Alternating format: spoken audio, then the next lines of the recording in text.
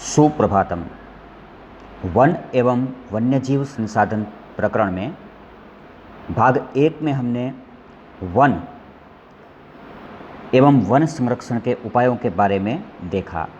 प्रस्तुत प्रकरण से किस प्रकार के प्रश्न पूछे जाते हैं और कितने गुण के प्रश्न आएंगे, ये हमें ध्यान रखना है।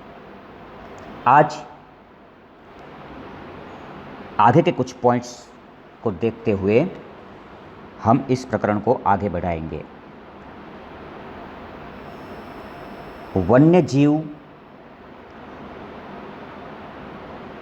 का सबसे प्रथम पॉइंट है वैविध्यपूर्ण वन्य जीवन। भारत, जैसा कि हम जानते हैं, पहले के प्रकरणों में हम देख चुके हैं, भौगोलिक रूप से अनेक विविधताओं वाला देश है। भौगोलिक विविधता एवं विशालता के कारण भारत का वन्य जीवन भी विविधता लिए हुए है। पूरे विश्व के अंदर पशु पक्षियों के जितनी प्रजातियां पाई जाती हैं, इनमें से भारत के अंदर यूरोप, एशिया और अफ्रीका तीनों प्रकार की जलवायु की वनस्पति एवं वन्य जीवन की बायोडाइवर्सिटी देखने को मिलती है। वन्य जीवन की विविधता बड़ा महत्व रखती है। भारत के अंदर पाए जाने वाले वन्य जीवन में कुछ विशेष प्राणी और पक्षी की बात कहें तो, जैसे हमारे अभ्यासक्रम के अंदर बताया गया है, एक सिंगी भारतीय गैंडा, जो कि भारत के वन्य जीवन की विशेषता है। इसी तरह हमारा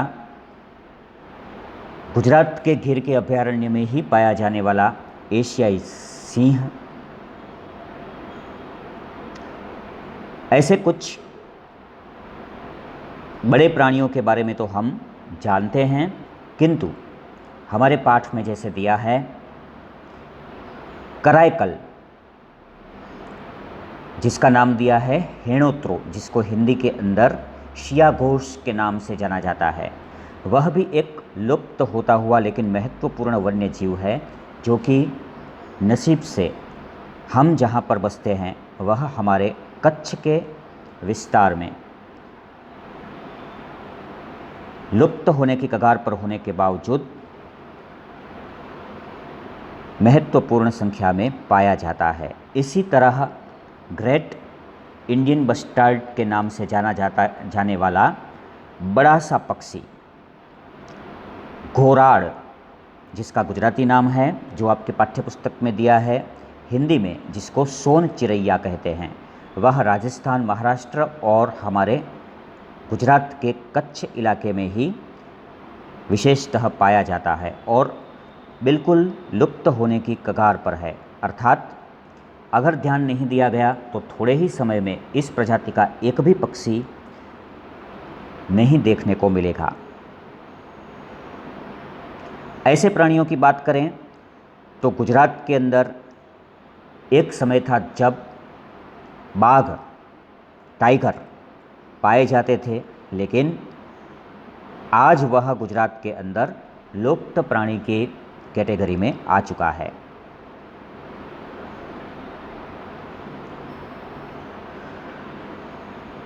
इस प्रकार लुप्त होते वन्य जीवन के कारण क्या हैं, तो हम सब जानते हैं पर्यावरण का विनाश, इसके पीछे सबसे बढ़कर के हम मनुष्यों का ही हाथ है। तो सबसे बड़ा कारण है जंगल का विनाश, जिसके पीछे हम मनुष्यों की संसाधनों का शोषण करने की वृत्ति।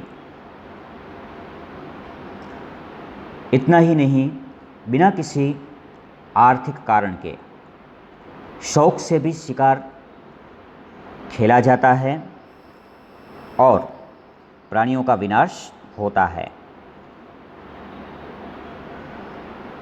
एक कारण है प्राकृतिक असंतुलन। अक्सर कृषि कार्य से भी और पहले जैसे हमने वन संरक्षण के मुद्दे में देखा था, कभी कभी औद्योगिक आवश्यकताओं को पूरा करने के लिए एक ही प्रकार के अगर वृक्षों को भी ज़्यादा मात्रा में वृक्षारोपण किया जाता है या एक प्रकार के जीव की आबादी बढ़ती है तो असंतुलन के कारण भी पर्यावरण और पारिस्थितिक तंत्र इकोलॉजी का बड़ा नुकसान होता है। प्राणियों के प्राकृतिक आवास नगरों के बढ़ने के कारण, सड़कों के निर्माण के कारण, बड़े बड़े उद्योगों के कारण, बहुहेतुक योजनाओं के कारण कम से कम होते जा रहे हैं, जिसके कारण ये प्राणी बेचारे अपना घर छोड़ करके या उनके घर के अंदर हमने अपना नगर बसा लिया है, इसलिए मनुष्यों के साथ भी संपर्क में आते हैं और एनकाउंटर में उनकी हत्या कर दी जाती है। वन्य जीव संरक्षण के उपाय के लिए हमें क्या करना चाहिए?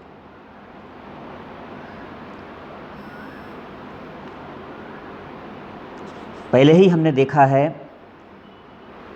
वनों को किस प्रकार से हम सुरक्षित रख सकते हैं, वनों के विनाश को, निर्वनीकरण को हम कैसे रोक सकते हैं। ये सभी उपाय वन्य जीवों के लिए भी लागू होंगे। विशेष में देखें तो जंगलों के बारे में अपनी मानसिकता को हमें बदलना चाहिए। वन है जो उनसे प्राप्त होने वाली चीज़ें या उनका आर्थिक महत्व तो बिल्कुल न के बराबर है, इसकी अपेक्षा वन से मिलने वाला ऑक्सीजन और पर्यावरणीय संतुलन अगर पैसों में इसका हिसाब किया जाए तो अमूल्य हैं। ये ध्यान में रखते हुए हमें वनों को बचाना चाहिए, जिससे कि वन में रहने वाले वन्य जीव, वन्य प्राणियों का भी संरक्षण हो सके। शिकार को रोकने के लिए कड़े कानून, वैसे तो भारत के अंदर बहुत कड़े और अच्छे कानून बने हुए हैं, लेकिन उसका सख्ती से अमलीकरण होना चाहिए। वो तभी संभव है जब लोग जागृत हों, लोगों को, नागरिकों को, आने वाली पीढ़ी को जागृत करने के लिए वन्य प्राणियों के प्रति, उनके प्रति लगाव उत्पन्न हो, उसके लिए कार्य करना चाहिए।